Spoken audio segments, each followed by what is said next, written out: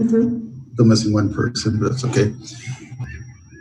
Greetings. Welcome to lecture number 7 in the Collapse of Complex Societies with the School of Advanced Studies.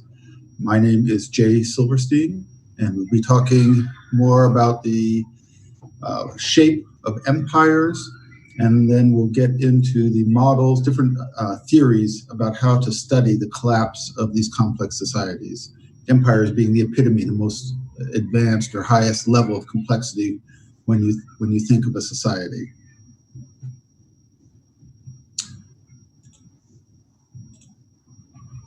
So when we left off last week, we were talking about Edward Luttwak's book on the grand strategy of the Roman Empire. And so he breaks down the Roman Empire into a couple of different phases. The first phase he looks at, he calls the Julio-Claudian system. And he sees this as a series of client states using a strategy of mobile armies so that the armies can move around within the empire to impose imperial control where they're needed. And he sees this period lasting basically from 27 BCE, or when Augustus first becomes the first emperor of Rome, until the end of Nero. And again, these are approximation, and he's using very generalized models of what the empire looks like and what the strategies are being used within the empire. So then he looks at a second phase following that, which he calls from the Flavians to Severi. He calls it a period of scientific frontiers. So if you know your Roman history or some of your emperors, the Emperor Hadrian, of course, stands out as one of the great emperors of Rome. And we associate him with Hadrian's Wall and other constructions around the empire. So when you talk about scientific frontiers, and Hadrian's right in this period, about 126 of the Common Era. When you talk about scientific frontiers, what you're talking about is very well calculated architectural constructions for defensive purposes to demark a hard line that this is the edge of the Roman Empire.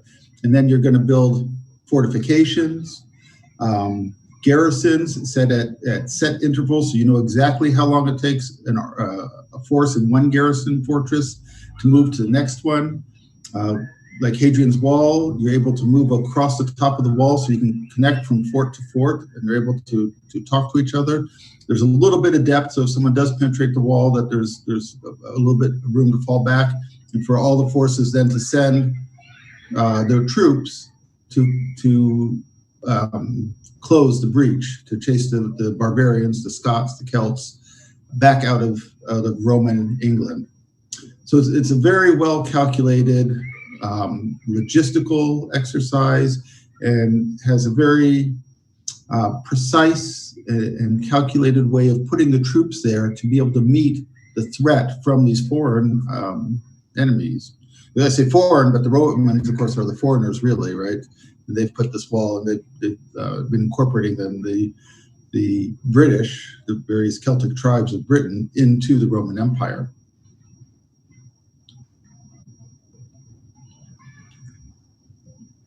So if you think about this, where else in the world do you see walls like this?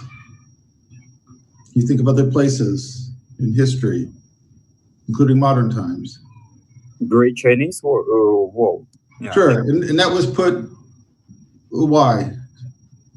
To keep out the nomads.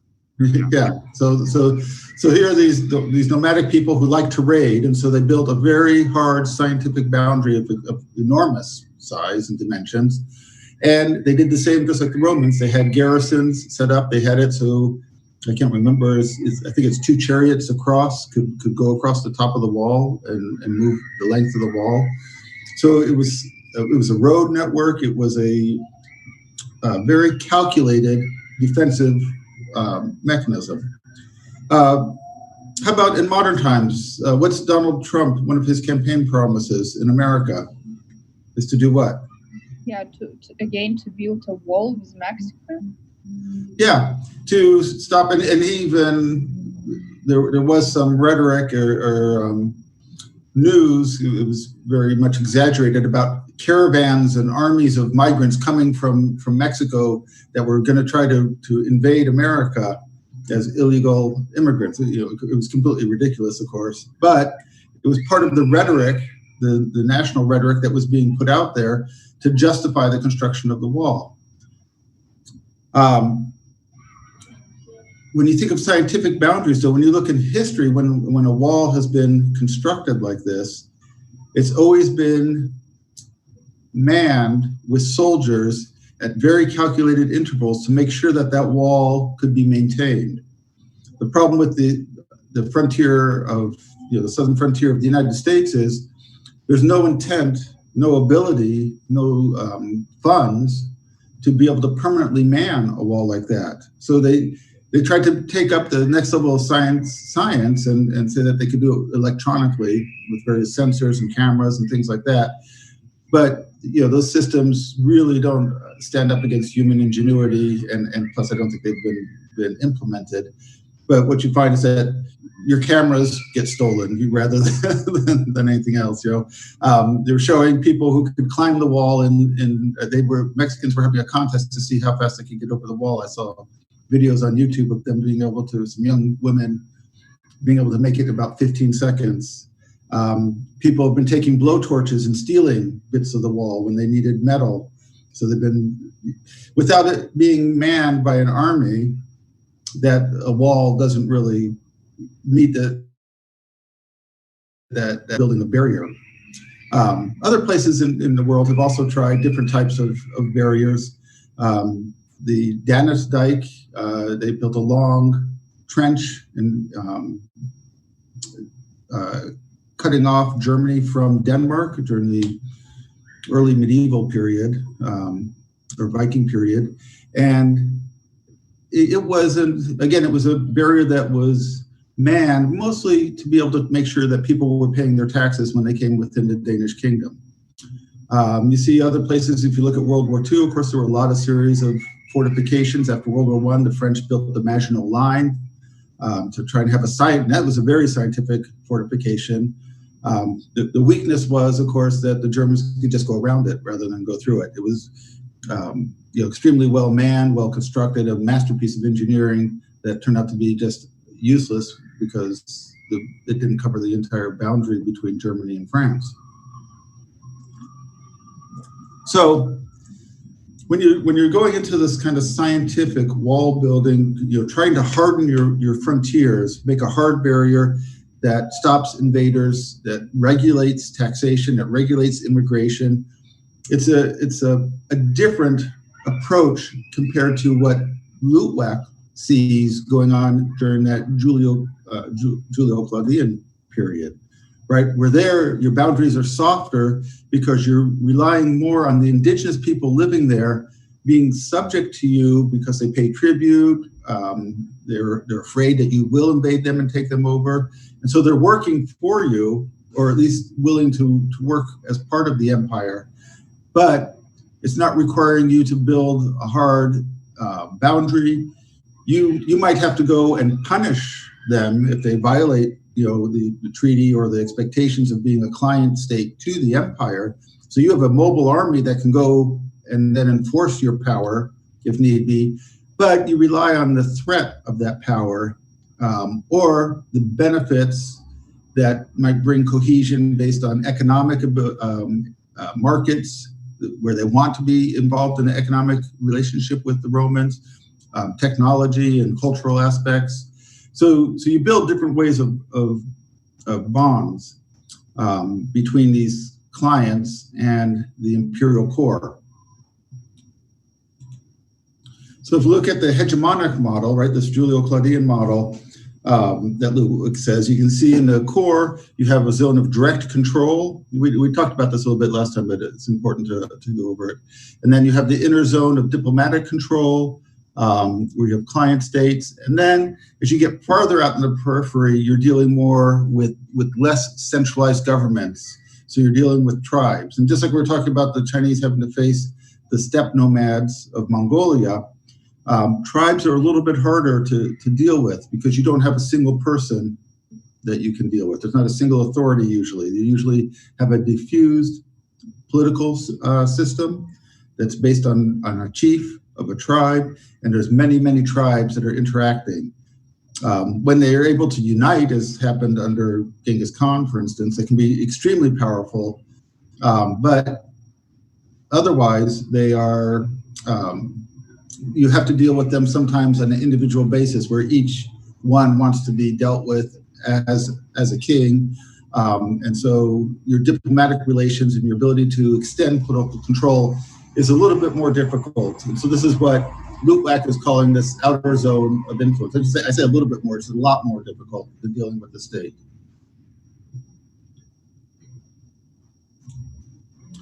A lot of times those tribes, though, accept payment where the Romans are actually paying them, and their job is to defend that frontier.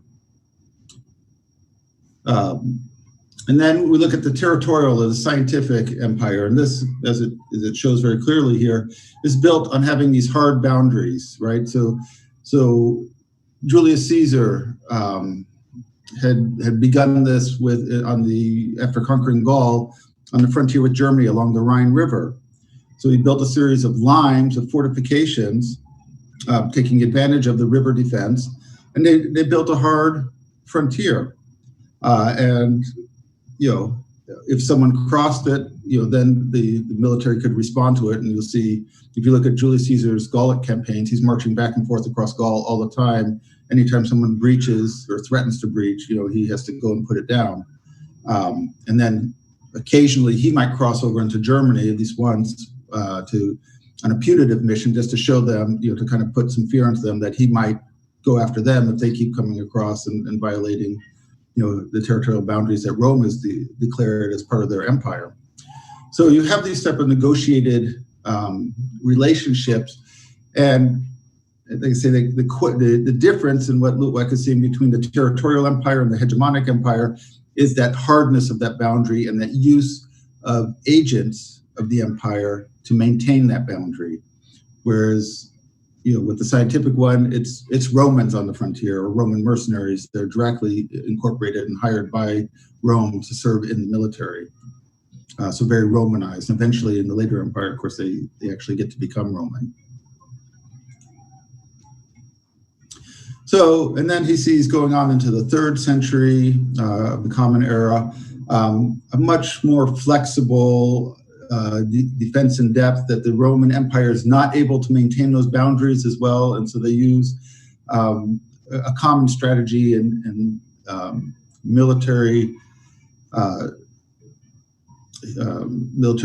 practice, which is to build a defense in depth, where you expect that an enemy will penetrate into across your front lines, and you want to attrition them, you want to make their logistics as difficult as possible, so you might have a series of interconnected hard points, fortifications. So if they come in and they either have to stop to fight those hard points or move past, and then have the members of the empire behind their lines now that can interfere with their logistics.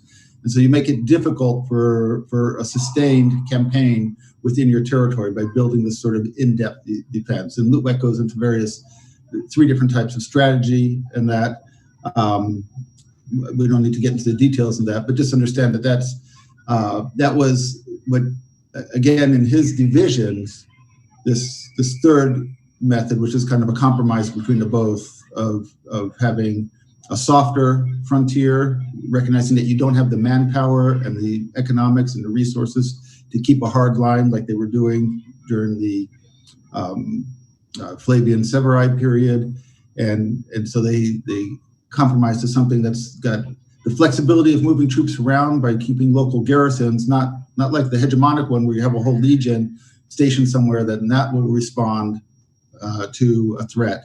But instead you have a series of hard points and fortifications that extend for kilometers beyond your frontier, so that frontier is just more difficult to penetrate for any sustained campaign.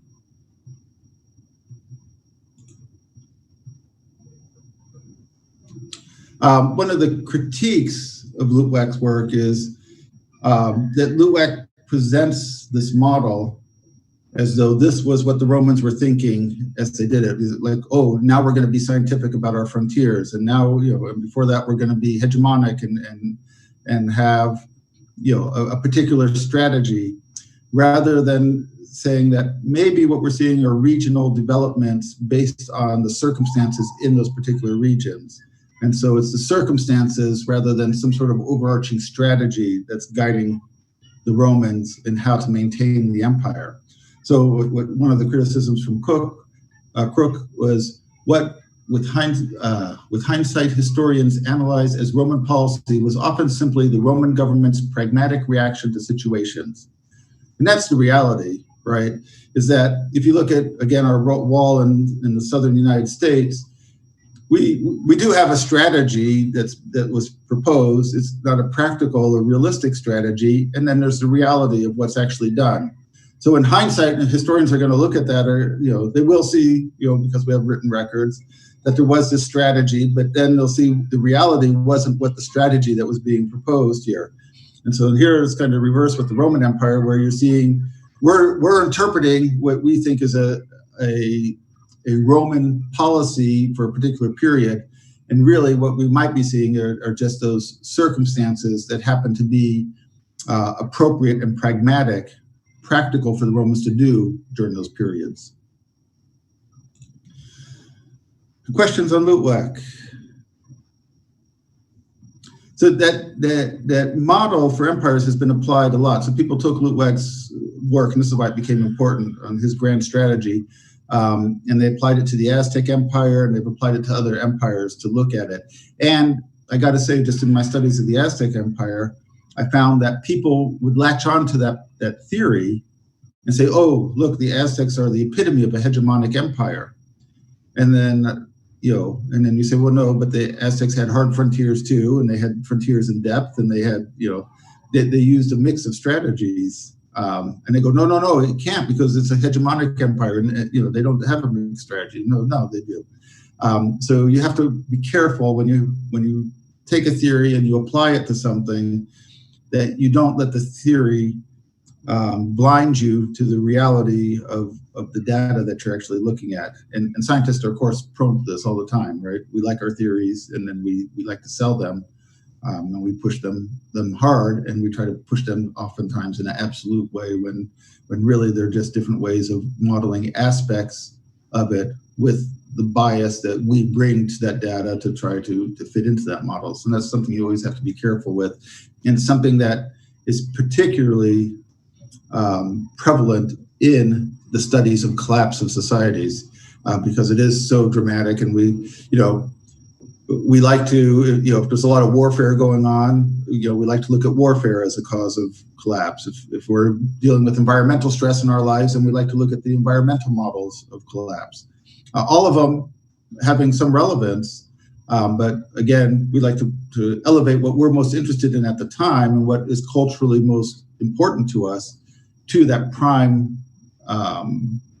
cause for the collapse of a society.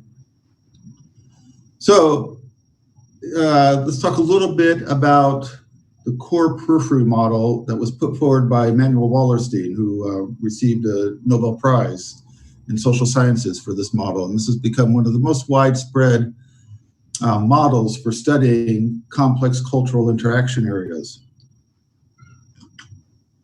And again, it was a product of his time. If you think about the world in the post-World War II era, we're entering into a post-colonial era, and people are much more aware of the relationship between core and periphery, and we're seeing this increasing awareness of the economic relationship between core and periphery. So what Wallerstein does is he proposes something that became known as world systems theory, which looked at the dynamics of a closed system. And now we're talking about the original world. People have taken world systems theory and applied it to other smaller areas such as Mesopotamia or Mesoamerica or North America. You can apply it in lots of ways, and it's been divided up and perhaps over applied from what its original model that was proposed by Wallerstein. And again, Wallerstein has, wrote for many years and was quite prolific in applying it to anything. Actually, after because he already had so much success with it. But if you look at it, so if you look at this model that's up here, you see that what he did is he kind of marked off an area that he recognized as a more developed area of the world, which included Europe and North America. And these tended to be these core dominating areas. The reason why I'm here speaking English, right? It was that influence that comes out of that North American and English, history of being industrial and cultural core for much of the world, a colonial imperial history. So in looking at that, he's looking at the dynamics then between these core areas and these other areas outside the periphery. And a lot of us involved in resource extraction and moving stuff into this industrialized core. Obviously, this has changed a lot with the rise of China and various other modifications of the world system that we're in. So it's a dynamic thing always going on. And I like this map because it kind of flips things on its head and makes you look at the world in a different perspective from that kind of core relationship. But one of the things that he does highlight about is that these dynamics are not they're not a progress. Unlike Marxian history, for instance, where Marx liked to look at things as progressing in a certain order with an inevitability, a teleological end game to what civilization is going to look like and what economics are going to look like. Wallerstein doesn't go there. He's just saying, look, this is the dynamic that we're looking at, and it can be stable or it may change, but it's not a process that has some sort of inevitable change to it.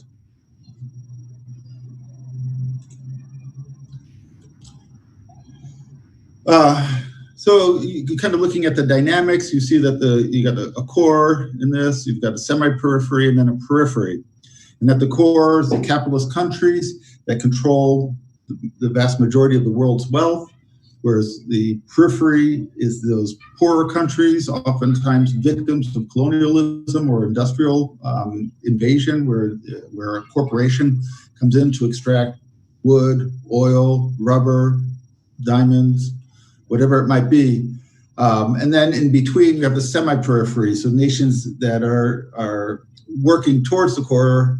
And like I say, since this model was originally proposed, you see China very much moving towards that core now, right? Because with the industrialization that has gone on there, and their share of the world economy and market and use of resources. In India, I would say very close to being part of the core as well.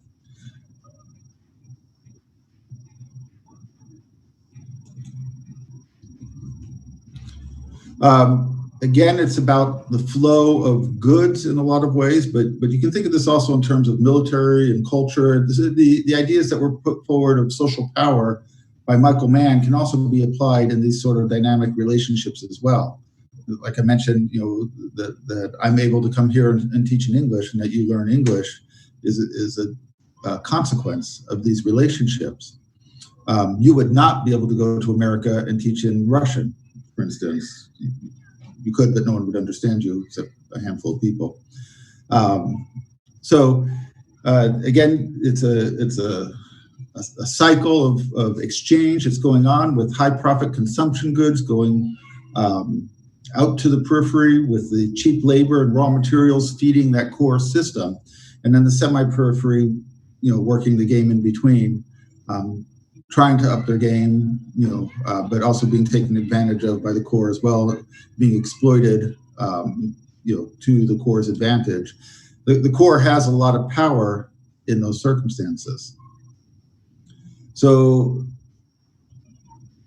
when we think of these dynamics, if you are looking at empires, almost always have a core, right? They usually have a capital And then there's a few maybe disembodied capital situations or where you have multiple capitals for an empire, but they tend to be rare. In general, you have a core and then a series of zones that interact with the core. And so looking at the hegemonic model, when you're looking out at those tribal areas, on the extreme areas, the fringes of the empire, right? Those are peripheral. So what can the core take from them, and what can they get from the core? So in a lot of cases, like I said, they might want their military ability to guard the frontier. And so the core might actually put money into them to take advantage of that and buy their loyalty. They also may then also get horses or other goods, that go back into the empire, or booty that they may get from raiding other areas may make it back into the empire in trade networks. So there are these relationships going on all the time in this model. The model, I think, is starting to break down in some ways in the modern world, and we'll see what happens with the United States in the next years to come. But it could very well, as the world stops looking at the United States as a power core, which seems to be going on under this administration, and how much this will carry on over into next year, we'll see. But it's certainly conceivable that America could slip quite a bit in that relationship to the world as a central part of the world system, opening up the door for Russia and China and India and other countries to take a larger piece of this core identity. And you can probably turn this into metrics as well by looking at gross national product, resources, exports, imports, foreign domestic investments, things like this. That could be used as metrics to try to quantify what we mean by these relationships. But a lot of it's very intuitive from just in looking at what we know of the world and just our experience with it and our own piece of the economic workings within this system. Questions on Wallerstein? Have you guys heard of Wallerstein before? World systems theory? Okay. Yeah. One yes? All right, another thing I want to look at and for you to think about are the forces that act on political coherence. What keeps us together in those concepts like Emil Durkheim talked about? What was the glue that held people together? Solidarity, organic or mechanical solidarity. So when you think about an empire, a centralized state, you recognize that there are forces acting to tear that state apart, right? And there are also forces that we use to hold ourselves together. And it's a good way also to think of the sources of social power in terms of what here I'm referring to as centrifugal forces and centripetal forces. So I put the carnival ride of a swing up there. One of these spins you around really fast. And has anyone been on one of those before? Anyone have that sort of courage? Do they have one here in UTMN that spins you around like that? Is there one? So when you've been on that, what are the forces that are acting on you? Someone who's been on one of those, what do you feel? Yeah, on the one hand, you feel that you will just fly away from this thing. On the other hand, you feel that there is some power that keeps you in this machine. Yeah. So when we use these type of terminology to refer to an empire, and we're borrowing from physics here, right? Is that there are all these forces that are spinning you away from that empire, right? You think of the carnival ride itself as the core of the empire, that there are things that make you want to just fling away, right? That might drive you off. If you look at the dissolution of a state like Syria and why you have all these migrants, right? Those are social power forces that are driving people as refugees, as people who are making a conscious choice to try and get out of the country any way they can. And so these are forces that want to fling you away. So they're like being in a centrifuge. You're tearing apart at the fringes, at the structure of the empire. And if they were unchecked, the empire would just erode away, right? It would just be spinning until there was nobody left in it except perhaps the core. And then the centripetal forces, the things that are pulling you in.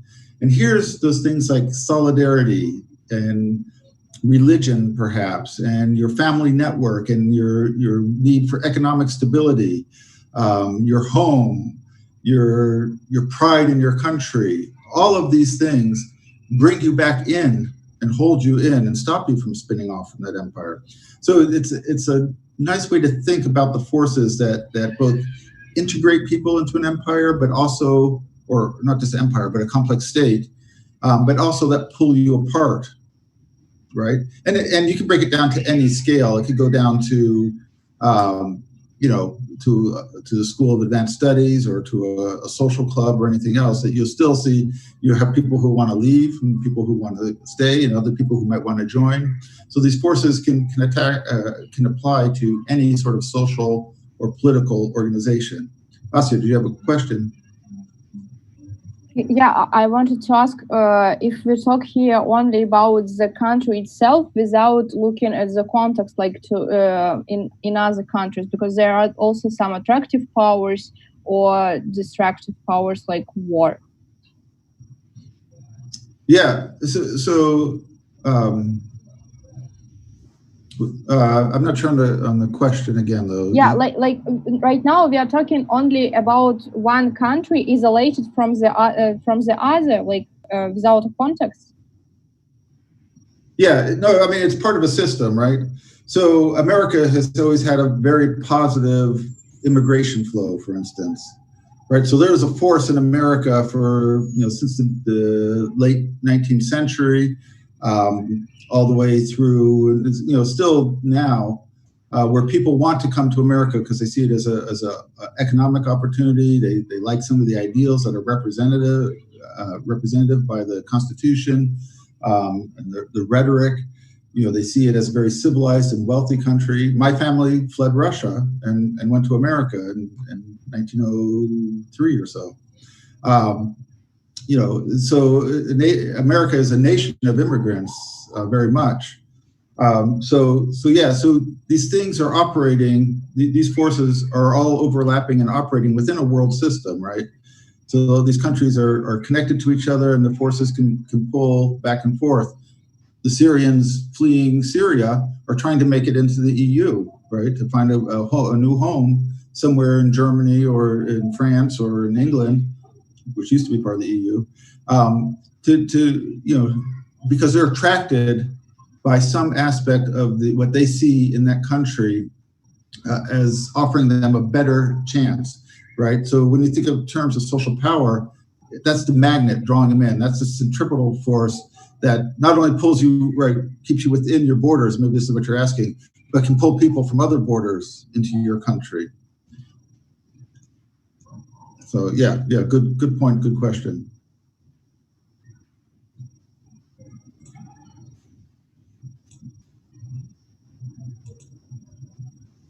Okay, so again, just looking at another view of this model, and this was first written in terms of political geography by Richard Hartshorne back in the 1930s. I thought I had invented it when I wrote a piece on it, but no, it turned out that someone else had. I never published that, so. But we were thinking the same ways in terms of political geography, that we could view these forces as acting in a political way over territory, over geography. So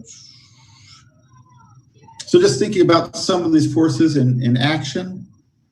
So nationalism and institutions that we have, right? your hospital network, your social security retirement system, different things can help you feel and survive as part of that society, that draw you in. Church, military traditions, your history. When you celebrate VE Day here in Russia, I saw I didn't see much of it, but I could hear the most amazing fireworks display on this weekend or Friday. There's a national pride in the accomplishment of overcoming Nazi Germany there that makes you proud to be a Russian, right? Even in America, they were talking about the role that Russia played in World War II. It can't be underestimated. And so there's a nationalism there. There's this feeling of, I'm part of this country that defeated, the Nazis, that took the brunt of the war and overcame it. Alyssa, question. Yeah, but aren't in some countries nationalism really looked at it as critical and it's actually driving people out? You're broken up a little bit, so it's a little bit hard to understand you.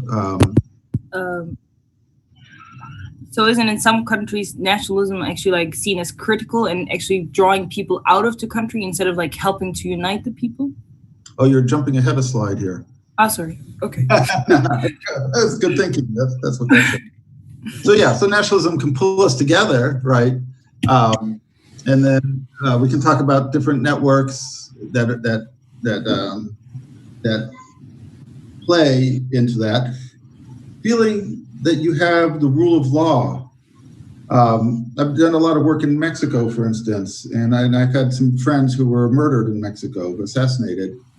And my attempts to hold people accountable and to have justice were all they really got were death threats against me. And you just realize that if you live in a system where even murder is immune to any sort of sense of real justice, it's pretty demoralizing and disenchanting about the nature of your country.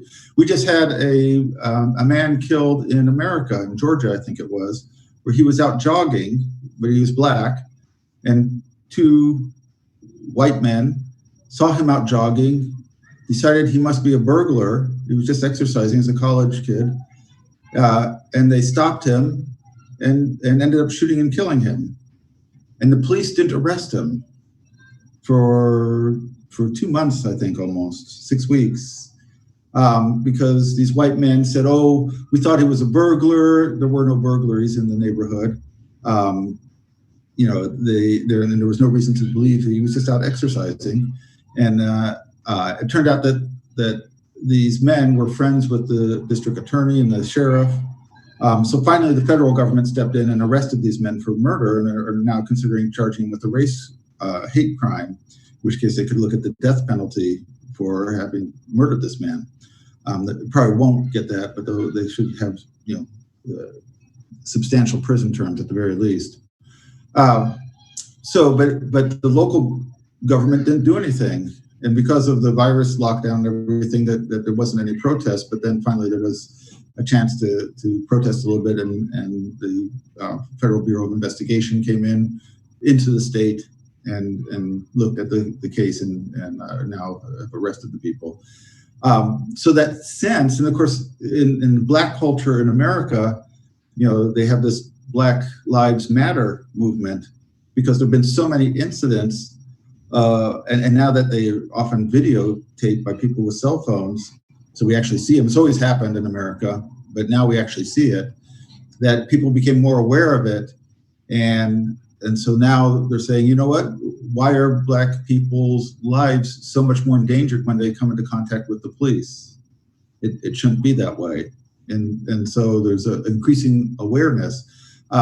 So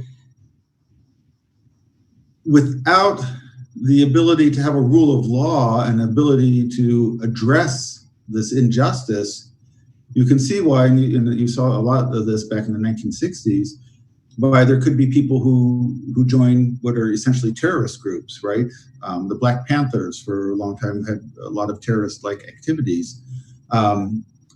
So because they're so disenchanted and disenfranchised by the sense of the government, by the sense of law. So things that integrate us are really important in keeping the society together. If enough of us feel that there is no sense of justice, the country's going to fall apart eventually. We're not going to. People will only take so much injustice if they have an option. And in America, because we have so many guns, that's always held as an option to overthrow the government, right? Is that we have the right to armed revolution is how some people interpret the right to own guns. So, eventually people can, and there are things that the state will do to prevent it, but people can, if they feel that that there's not enough holding them into the state identity, to being part of that state, they'll look for a way to change it. It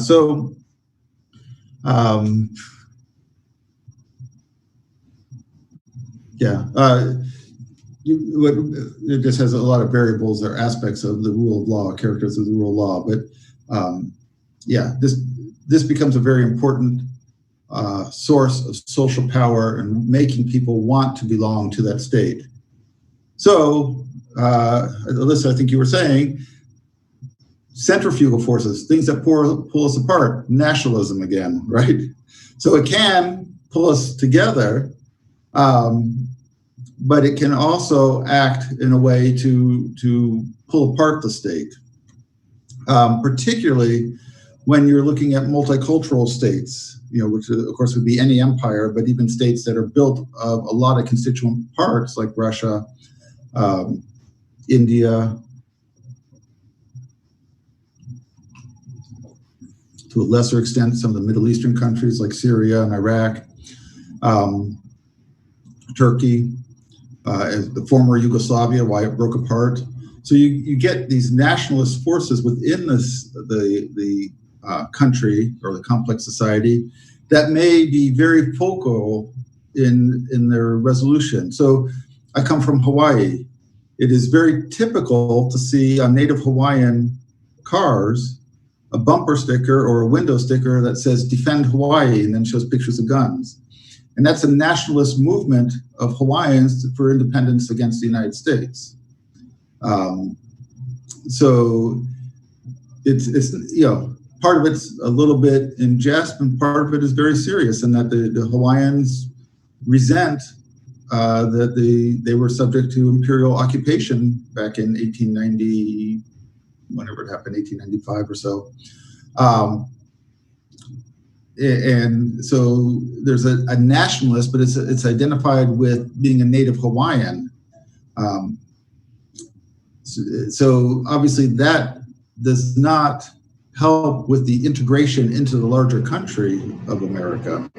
It's a nationalist movement, but it's one that pulls the country apart. Is this the type of thing you were talking about, Alyssa? Yeah, I was thinking about. So yeah, I was. Okay, if you look at the white supremacist movement in the United States, again, a nationalist movement, where they say we're the people who own America, people up fair and square from the Native Americans, and therefore they have a nationalist movement that then alienates the rest of the population, right? And so it ends up undermining the coherence of the identity of the country of America. And so you have these sub-nationalist movements, and that type of nationalism can be very acerbic, very damaging to the cohesion of a country.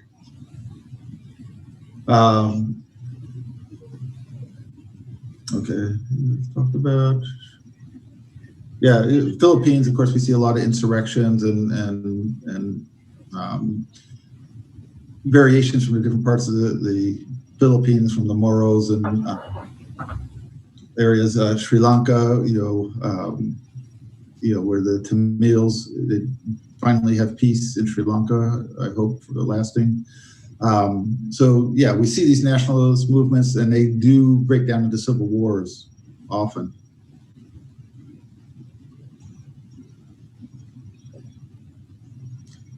So, and just like these things can have two sides to them, churches can work to help bring a country together, or they can help break a country apart, right? There can be conflict between different churches, factionalization within the country, or conflict between the church and the government, or some churches being favored by the government and other churches not favored by the government. And so there can be two sides to almost any institution within the state. They can help bring us together, or they can help break us apart.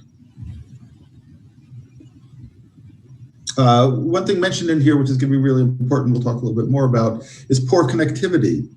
So communications, and when you look at what happened with Puerto Rico with the hurricane followed by the earthquakes, there was a sense from Puerto Rico that they felt because they weren't getting the aid from the federal government that they were being disconnected from it. Samoa's had some issues also recently, particularly with some epidemics there. So if people aren't feeling that they're being supported by the larger empire that they belong to, there's going to be a breakdown. It's going to be a centrifugal force pulling them apart from that core institution. When we talk about the Romano-British next week, I think, when they ask Rome for aid and Rome says, we've got no troops to send to you, you're on your own, that was pretty much it for Britain being part of the Roman Empire. And the Romano-British were on their own, which led to a whole series of historical events that eventually led to England being what it is today, right? Anglo-Saxon and then Norman, which became the foundation of England. So those communications, that connectivity to the core are really important. So when you think of the hegemonic empires, how fragile is a hegemonic empire if those communications break down, right? If there's no threat of that military marching into your country and reestablishing control if you rebel, why not rebel? Why belong to the empire? So that you have to feel like you're connected to it and being influenced by it, and not just militarily, but in all the aspects of social power.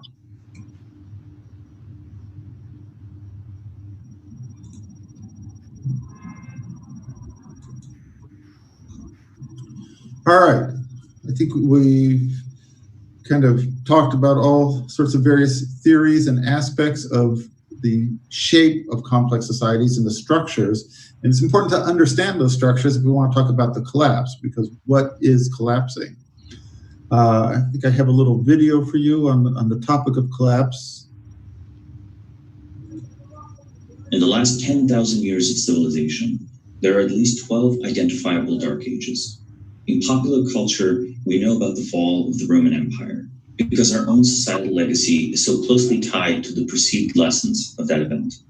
The reality is, each societal collapse or failure teaches us important lessons as to the structural fragility of human society. Unlimited, unbounded, steady progress is not a certainty. It is an artificial reality we can choose to build together.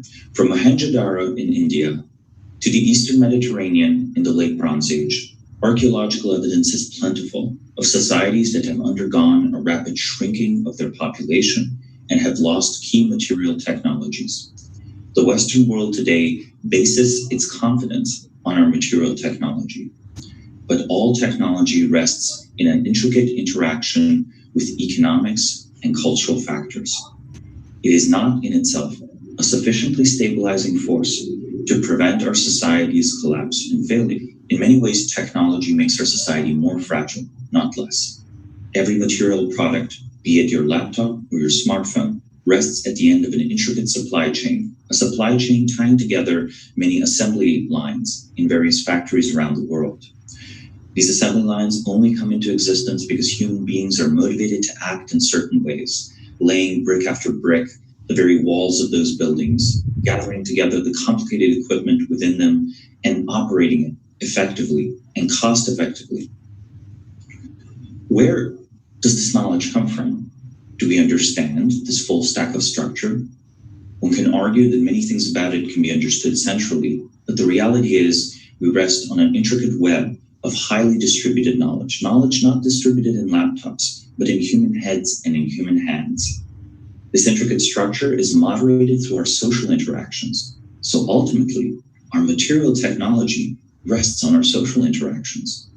This is why I also think that many of the 12 societal collapses I mentioned are driven not by external shocks, such as climate change, which are of course serious challenges to any society, but due to an internal failure of the social fabric, underpinning the knowledge, underpinning the material supply chain, producing the abundance necessary to feed hundreds of millions of people. In the 2nd century and 3rd century AD, Han China saw the drop of its population from 240 million people to 70 million people. This sudden drop in societal complexity directly reflected its ability to produce and provide food.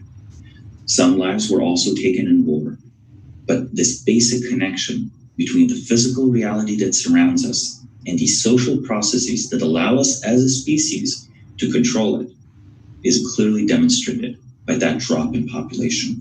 Other examples, such as the Easter Islands or the Viking settlements in Greenland, seem more climate-driven. These are tiny societies, not at the scale of tens of millions or hundreds of millions, rather small settlements of individuals at the fringe of ecological viability. The collapses I'm talking about are in rich river valleys, fertile grasslands, and abundant forests. Natural resources are not the limiting factor. In fact, our universe is rich in energy and materials, if only we could reach them. To reach them, we need better material processes. For our material processes to not fail, for them to continue reviving themselves, we must improve our social processes. We need to understand social processes as well as we have come to understand the material ones. The good news is, in these 10,000 years of history and in the diversity of modern social experience rests the data set that we can explore together. To secure the continued material progress of our society, we must actually understand the social technology underneath it, the laws, customs, beliefs that underwrite the human behavior of everyone involved in the industrial supply chain. My name is Samuel Buria. I'm the founder of Bismarck Analysis. Thank you for watching this video, and please subscribe. So, a little bit on his background. It's part of a conservative think tank, and so they have a political agenda associated with his discussion on collapse. So you can see that he wants to dismiss or at least push aside larger environmental collapse and saying that's not what's going on, that it's really about social interactions and supply chain. But I found it a very nice kind of summary at thinking that stimulates thought about the complexities of collapse in a system. Somebody got a hot mic.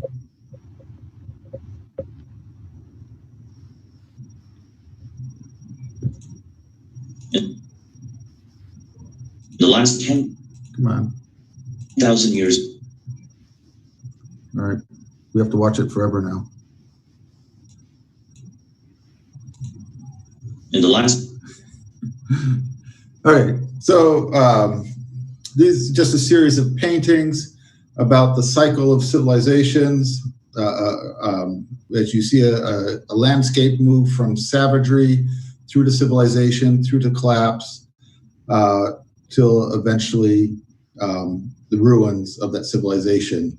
It's a nice series painted in the 1830s by Thomas Cole, and I think it's kind of a beautiful representation showing the artistic thoughts of why, or not why, but this linear progression of growth of a civilization to its eventual demise. So what is collapse?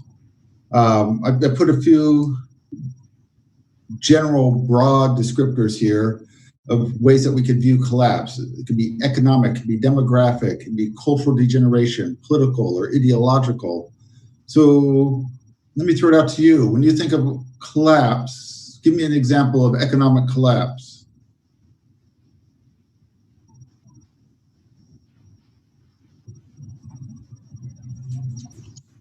Maybe Carthage, not able to pay to its mercenaries during Punic Wars.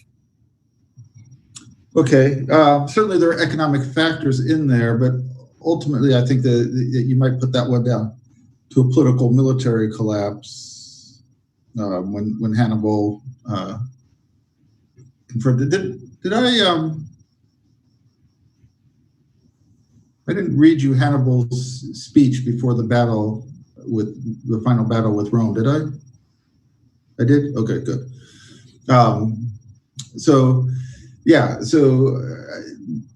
Certainly there were economic factors, and you'll find with most of these, when we look at the collapse, that there are multiple factors. If you look at the actual end of Carthage and why it turned into a ruin that was then incorporated into the Roman Empire, it was a military defeat, ultimately.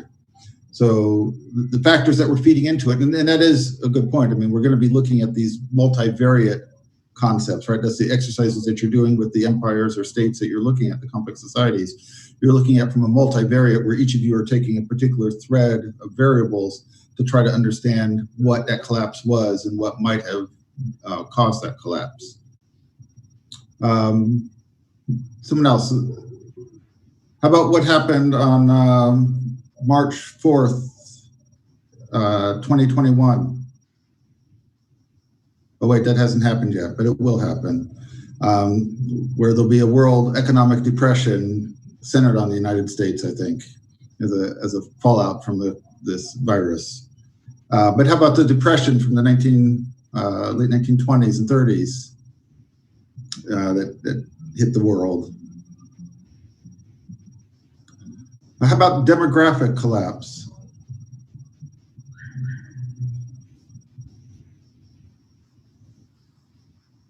The one question, did a country collapse in 1929 through the economic depression? Well, and that's the question that you want to ask is, what is collapse? Is it something where you go through a period of reformation? You can make quite a case that as a consequence of the Depression, we had World War II, and a lot of nations collapsed in World War II, right? Dozens of nations collapsed in World War II.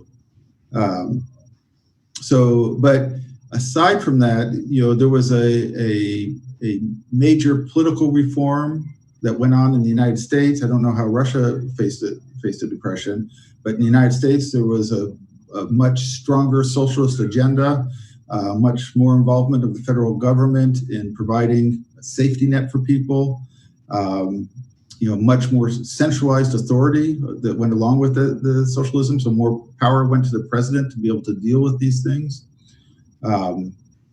So there was definitely a lot of changes and reformations that went on, and there was a period of lack of productivity, of degeneration of a lot of things, but it was also turned into some very positive things as far as building infrastructure and things like that. Alyssa, did you have another question?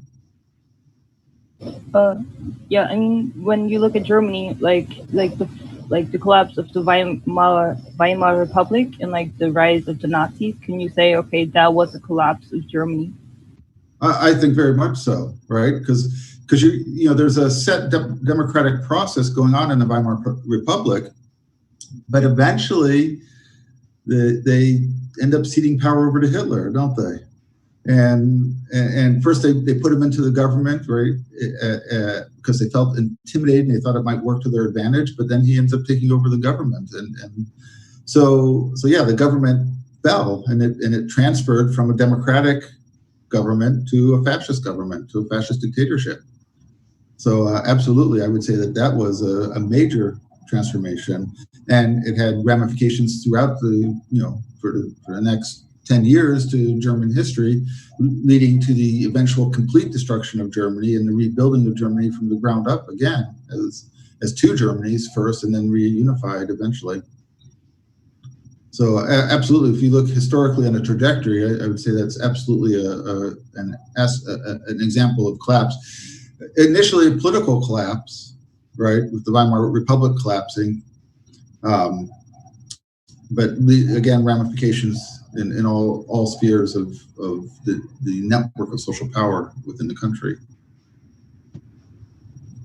Preceding that was the economic collapse through the 1929 depression. I'm sorry? Preceding that, like, was the economic collapse, which like turned most of the population against the government because they were not really able to handle the economic depression. Yeah. No, absolutely. And of course, Germany had the added stress of having lost World War I with a treaty that put them into a very subservient position within the European interaction sphere. And so there were also the consequences of World War I fed then into not only the depression, but also into the German attitude and willingness to accept fascism and a dictatorship, to try to regain whatever aspect of national pride they had lost at the end of World War I, with the humiliation of the treaty that followed. The picture in the background, does anyone recognize that?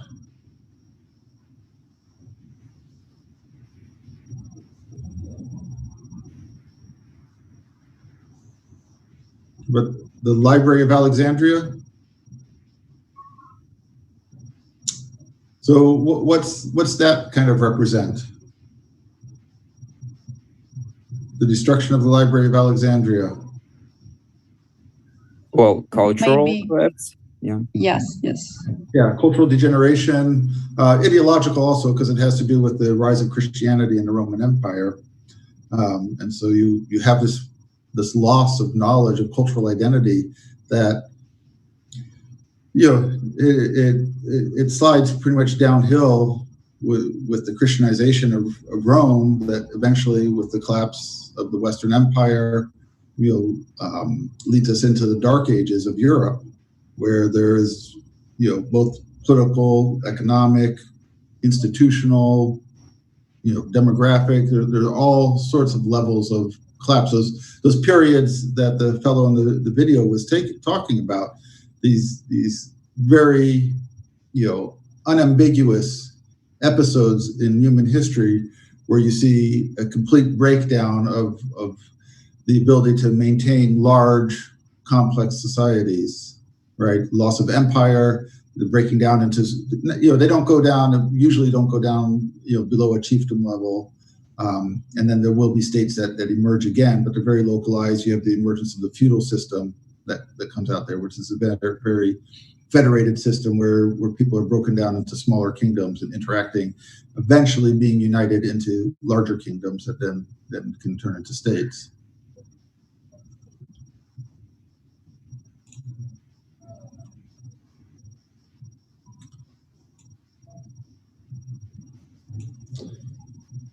Okay, so when we want to define collapse, what is collapse? Usually we could say it's some sort of rapid, substantial loss of an established level of socio-political complexity. But again, that's a fairly vague situation. We talk about demographic collapse, and the picture in the background here is the Mongol destruction of the Persian city of Nishapur in 1221, where supposedly over 1,500,000 people were massacred. There were instances in the process of collapse where you have complete demographic collapse, such as this, where people just disappear wholesale off the landscape. Again, in that video, we talked about what followed from the Han Dynasty, with degeneration or demographic loss of 2/3 of the population. Of course, we have instances like the Black Death and things like that, where we see these examples of factors that can lead to massive population decline. But it can be a bit nebulous when we're talking about collapse, as you guys have already pointed out, and we've talked a little bit about, is that collapse can mean different things in different times and different circumstances. And maybe with modern states, it's not as dramatic generally. You know, if you look at what happened in the former Yugoslavia between the states there, certainly there were massacres, you know, there were ideological, you know, feuds, breakdown of socio-political organizations that had been part of Yugoslavia originally. So, I mean, definitely there was an aspect of collapse, but here we are, you know, a few decades later, and you know, these places seem to be doing okay now for the most part, a few exceptions. The collapse can stem from the destruction and decay of social organizations and institutions. So when we talk about some of these political collapses, the collapse of the Soviet Union, that you have political institutions that don't support or aren't supported by the people anymore, and that by popular demand are revised. They're torn down. You know, statues symbolizing the state might be torn down as well, and the state is redefined, is reformed in a new shape, in theory. There could be a loss of social stratification and differentiation,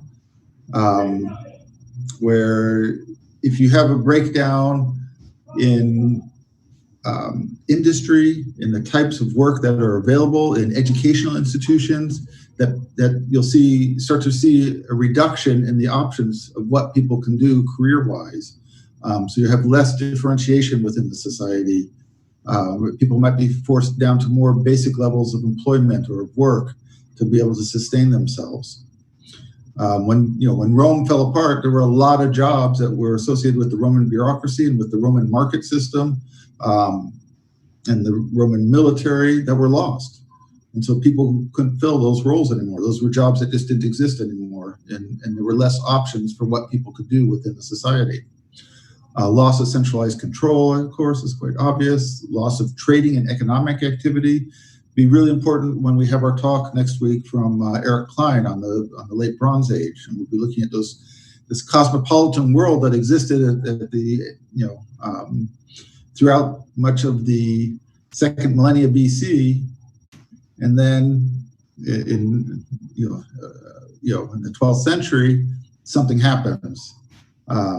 So there's a lot of these networks break down. You look at the effects of the current virus, right? We're the economic, what again was being talked about in the video, the industrial supply chain is threatened by this. And that's why, people like President Trump and Putin want to see their countries opened up as fast as possible. They don't want these breakdowns because they know that these breakdowns will have very severe impacts, both in the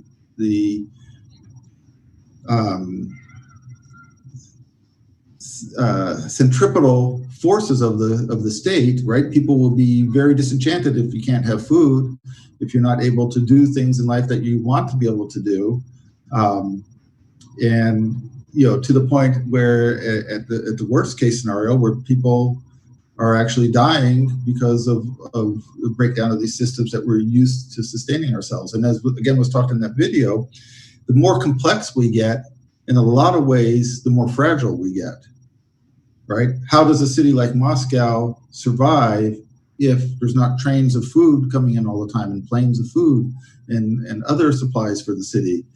Large urban cities, are wholly dependent on these very complex, sophisticated and large-scale networks that we've constructed to move things around the world.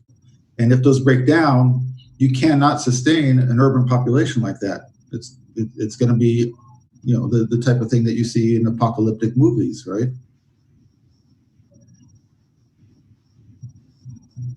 And then, of course, culture, in many ways, as we talked about with the rise of civilization, it's a luxury. It's something that we're able to do because we produce surplus. So people are able to go to school because they're not out there farming, right? That we have enough food to be able to create these layers of classes within our society who are involved in activities other than just subsistence, other than just producing the fundamental things that we need to survive: just building the infrastructure of the houses, that they can engage in art, in music, in higher learning, in advancing the cultural aspects of a society. And if the society begins to break down and put you under stress, you can't do those things as much anymore. There'll always be a certain amount. People have it in their nature to continue even at the lowest levels of complexity. But the amount of resources that you have in it, the amount of time that you can dedicate to it, the amount of knowledge that you need to be creative and have access to can break down. Imagine if the internet disappeared now. I mean, how many of us would be dumb and blind? We wouldn't know what to do. Again, this increase in technology, back home in Hawaii, I have a library in my house and with, thousands of books. And so I can research things that I have in my library. But I've become accustomed now to having those things at my fingertips on the internet. If the internet breaks down, I know nothing. I can write nothing. I can do nothing intellectually, right? So we've become with increased potential to be creative, but also with increased vulnerability to lose those networks that we have. And then how we built our society, that pyramid stacked up on all these different things can then crumble down.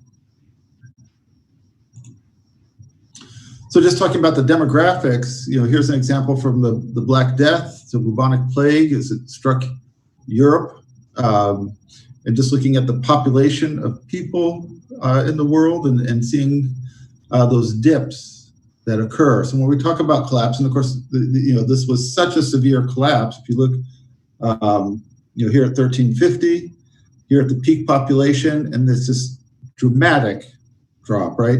When that many people die, you have institutions fail, right? Things stop working in your society. States break down. Amazingly, sometimes in these sequestrations that happen when people were hiding, we also do have examples in these time periods of creativity as well. During the plague epidemic, during Shakespeare's time, he wrote Romeo and Juliet, I think, while in isolation. Newton, developed calculus while in isolation from a plague. So yeah, there are still opportunities for creative thought, and of course, he wasn't dependent on the internet to invent calculus, was he? So I was looking at some calculus today, and I realized that my calculus is 30 years old. But I found on the internet a calculus calculator. So I can just put the formulas in and it'll do it for me. When I took calculus, we used a slide rule, so it's come a long way. So the demographic drops that we see going on here, it's interesting to realize how dramatic those can be, how those result in a breakdown of society, but also that human fecundity, the ability for humans to re-expand, to fill in the void of population is quite proficient. And you see that we can very quickly rise up again. So within 100 years, 150 years, that we've already got the population back to where it was, and then we quickly surpass and double that population as we head into the next major episode of the bubonic plague.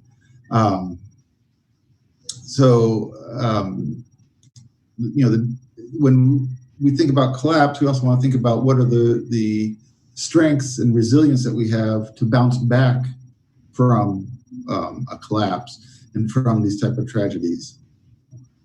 If we look at the wars in France, for instance, here you can see the dip in population associated with the First World War and the Second World War, and then again, this boom in population that's just continued, right? The time period I was born in, as a consequence, my father fought in World War II, came home and had 5 kids. So the population bounced back very quickly. Russia, the male population in Russia was devastated, right, during World War II, and yet was able to come back, very quickly.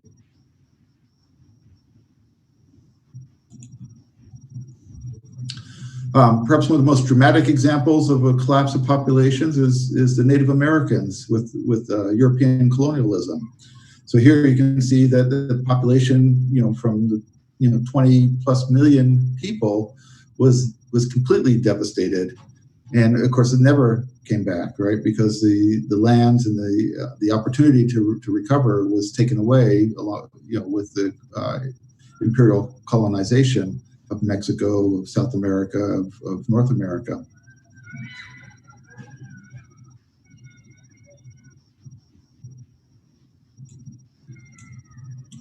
So this is just a summary chart looking at nations and civilizations and how long they last and come and go. You see at the very top, you have your first civilizations, complex societies, at the state level. We're looking at Sumer, and then you see Egypt up there, the Minoan, Indus, China, Assyrian. And of course, this is just showing straight lines, recognizing that there are gaps in these lines and transitions. We've got two Assyrians there, the Mycenaean Empire. So Eric Klein's talk is going to be looking right at this, right, with the Hittites, Mycenaeans, Phoenicians, also be hidden in Egypt here too. So cutting a path right through here. And then going on into all the way down into modern times, and here's the USA as a civilization. You see how short our life is so far as a major imperial power. So just an example to give you an idea of the longevity of complex societies and what in some ways almost seems like an inevitability of collapse, some sort of cycle that things will grow and things will shrink down again or fall apart again. So this is a nice segue into Joseph Tainter's book, The Collapse of Complex Societies. So what Tainter looked at was this idea that there are factors associated with complexity that have a negative growth cycle, so that the bigger they grow, the less that they'll profit. So they'll become less efficient as they go on. If you think of the Roman Empire, right, you can keep expanding, but eventually the cost benefits of that expansion may not be panning out, right? What are the factors? What type of factors would make expanding far and far away from the central core of your empire, into those outer peripheries, whether it's a hegemonic model or a world systems model that you're looking at, going far out there? What are your variables that are going to play into your cost benefit analysis? Give me some examples. Is that too abstract? So when Britain conquered India, what were they after? Spices. Okay, spices. What else? They also had, they received this market for their products because they could, I know that they were selling watches for tea for nothing almost. So it was very beneficial for them to trade there. It was a good market. Yeah. What was going on during this time period in England? Industrialization? Maybe cheap labor also? Yeah, they were feeding the labor markets in England, really. One of the biggest products that they had, there were things like tea and spices and stuff coming from the Orient as well, but cotton was a major factor, right? So now you had industrial production of cotton. So if you're thinking about your cost benefits for taking this cotton to England to go to the mills of England, which are now steam driven and industrialized, right? So they're getting cheap labor in England on that. what are the variables? It has to be worthwhile to carry the cotton to England to be processed and turned into cloth, right? So your market system is, when you're thinking about your cost benefits, if you are running a business, say you want to start a business here in UTMN and you want to sell things, how are you going to get your product?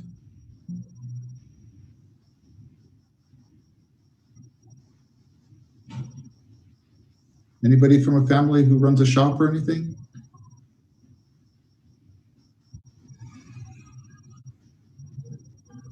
Can you repeat, please? Yeah, if you're going to have a business, have a shop or a market stall or do something here in UTMN, what can you sell here? I mean, what do you, when you go to a store, what do you buy, right? That's what someone can sell, right? So what type of products are there? Are there products made locally? Yes, more likely. Some, for example, mostly it is like some kind of food, like local food, because you need to transport it faster. Yeah. It's better to use local suppliers. Okay, so for fruits and vegetables and things like that, local suppliers are essential, right? Yeah, but I would disagree because, for instance, in our Siberia, we have no any like tropic fruits, for instance, and since we face globalization, more often we see products from abroad. I talking here more about some kind of food like meat or milk. That's kind of food that's like you can just transport it abroad because it's like it will enter. I don't know how to say in English. Like before this food will collapse. Yes, it'll rot. It'll spoil. So lettuce. Where do you think all the lettuce you buy in the store is grown? I think it's all local. A lot of it comes in a little pot, but it's still growing in it, right? When I buy it in the store here. I've never seen that before in any other country. In fact, I plant it all in my windows over here. I take it home, instead of putting it in the refrigerator, I just plant it and keep it growing. So it's all grown in local greenhouses and farms here. What other? Local squash, I think. A lot of products are. And then there's products that aren't grown, like I see pomegranates and grapefruits. I don't think those are grown here, are they? I don't imagine that those are coming from Turkey or the Middle East or maybe Kazakhstan or something. So there are some things that you have to get here because lettuce doesn't really freeze very well, right? So it's not like you can freeze it and ship it. So you're going to get that fresh. If you want fresh meat, it's got to be, you're not going to transport meat from Kamchatka to here, probably, right? It's going to be cattle that were slaughtered here and brought to market. It could be frozen meats, but if you're buying it fresh, you're not going to be able to do that. So there's a class of products that you're going to get within a certain radius of UTMN, right, from your shop that are brought fresh. Crafts, local crafts might be, art products. I don't know if there's any factories here that do manufacturing. I don't know enough about the local economy. So those might be things here. A lot of what you might be selling in your shop might come from China, though. So when you price it in your shop, you're going to have to decide, you have to incorporate into it the shipping costs of it, plus any tariffs or anything like that. So the shipping costs, and then when you add all those costs in, would it then be worthwhile? Will people actually buy it with those additional costs? And of course, China's mastered mass production and cheap labor costs, so that a lot of our products all over the world now are manufactured in China.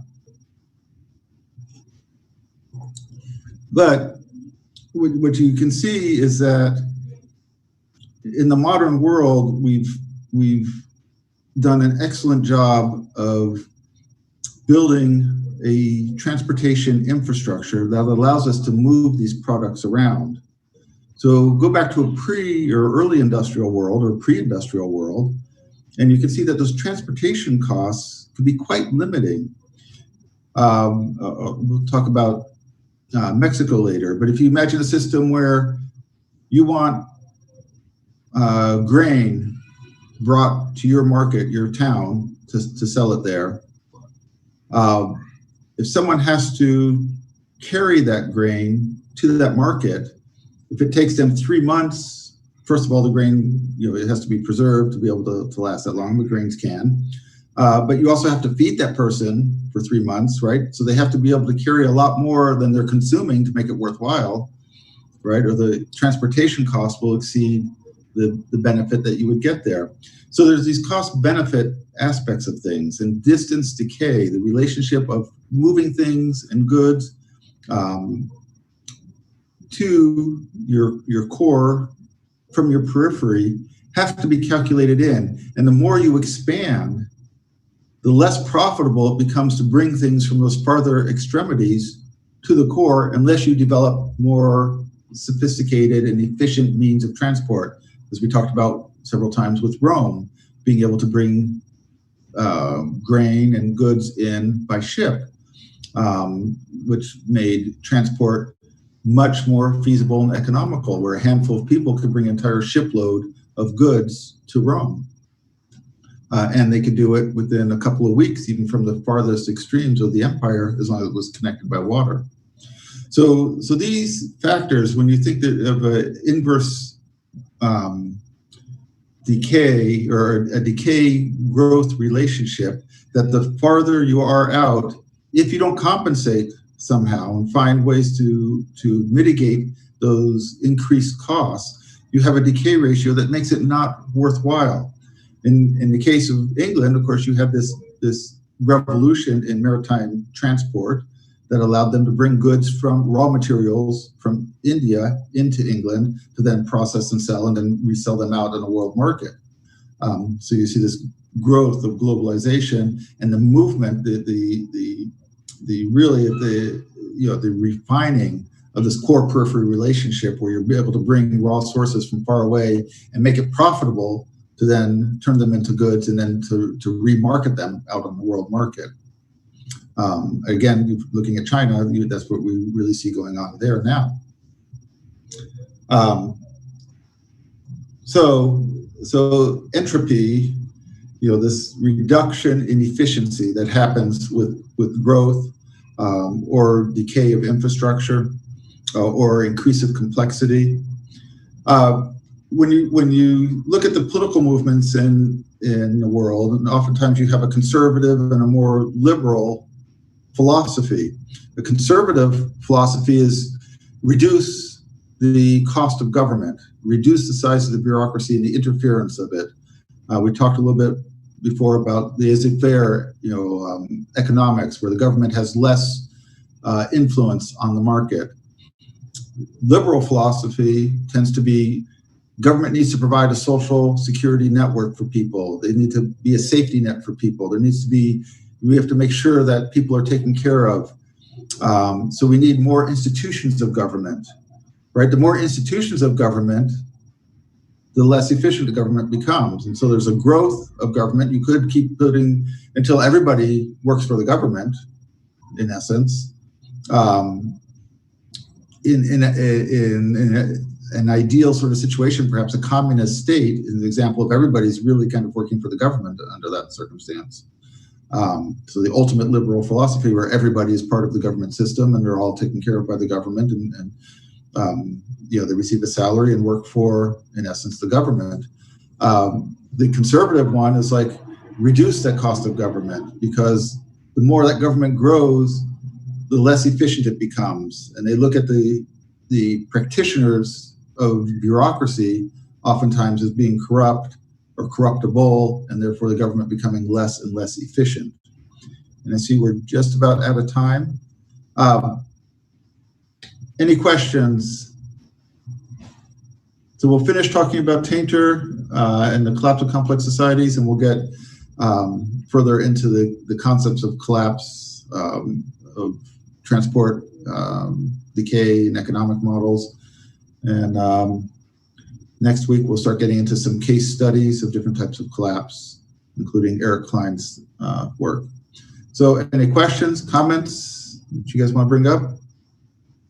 I'll stay on for a little bit, but it's I'm trying to watch the time so I don't run over. I know some of you that's become a bit of a problem. So I'll be here if you want to talk or ask questions afterwards. But otherwise, I wish you guys a good night and thank you for your attention. Thank you, Jay. You too. Thank you. Good night. Goodbye.